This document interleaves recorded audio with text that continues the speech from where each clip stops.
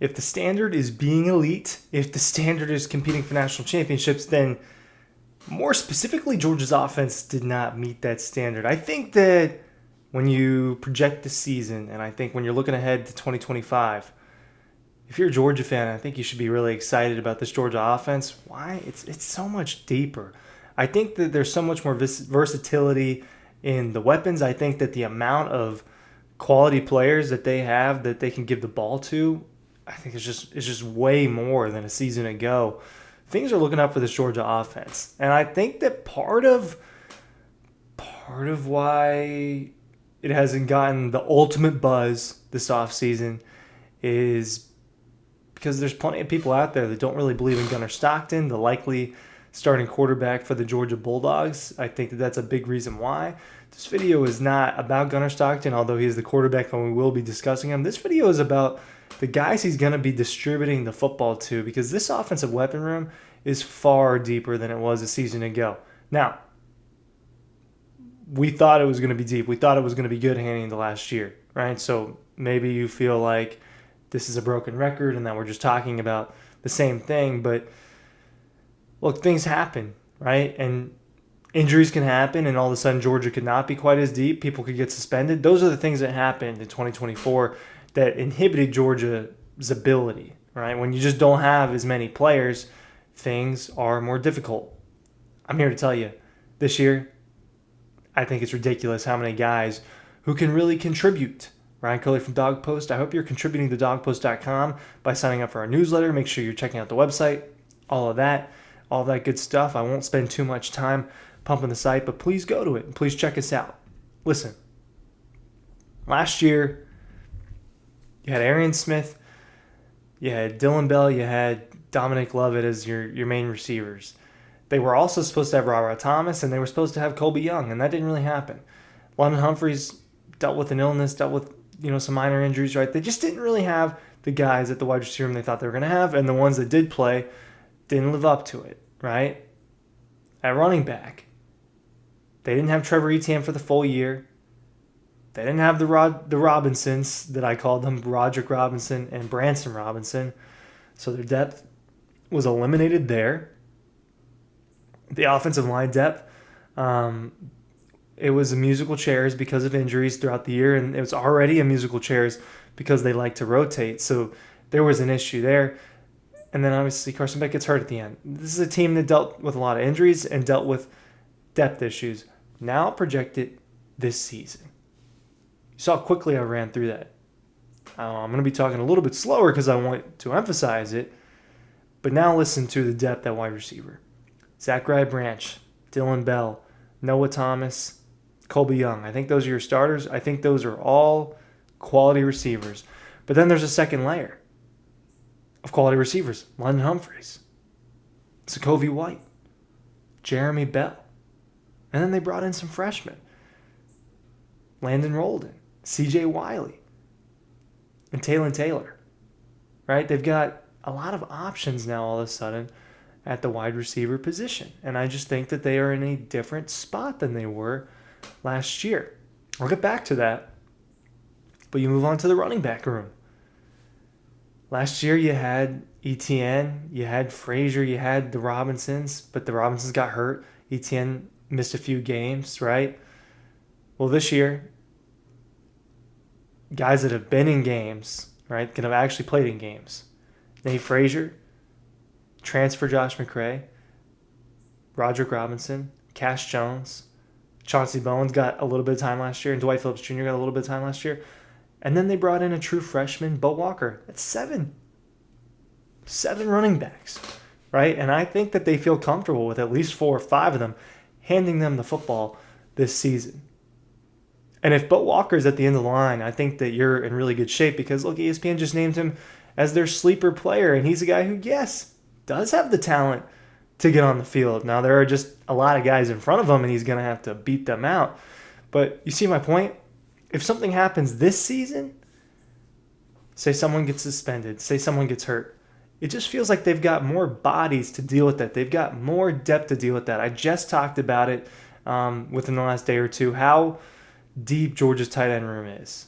right? So I'm not hitting on that quite as much, but Oscar Del Lawson Lucky, Jaden Riddell, Ellis Williams, Ethan Barbour, Colton Heinrich. It's also a room that is very, very deep.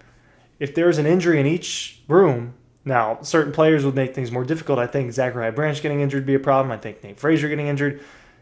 You get my point, but they are more equipped to deal with the unplanned, right?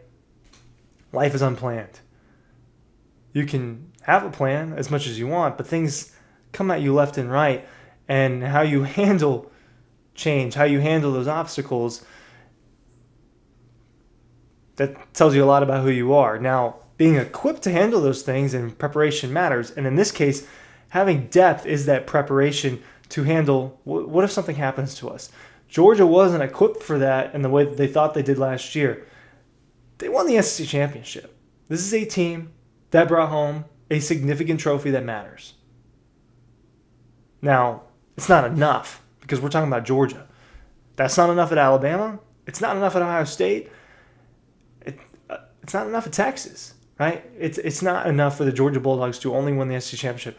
That is a successful season to an extent, but it is not what they want. And look, I get kind of sick and tired of saying that over and over again, but it's the truth, and it's how we judge this Georgia team. It's off of national championships at this point. Are they more equipped to handle adversity? I think the answer is yes. Zachariah Branch should be an X Factor type of player. He's a guy that people think could be a star. Noah Thomas is a unique wide receiver that's 6'6", pretty smooth, right? He's not Drake London, but there are shades of Drake London in his game, right? Drake London is one of the better receivers in the NFL. He's not that, but he has shades of that. Kobe Young, Dylan Bell, a very versatile player. That's just in the starting unit, right? Like, they've got a ton of versatility in the second unit, but if something happens to Dylan Bell, they got Jeremy Bell and they've got Sokovie White, and I think those guys are going to play a little bit anyway.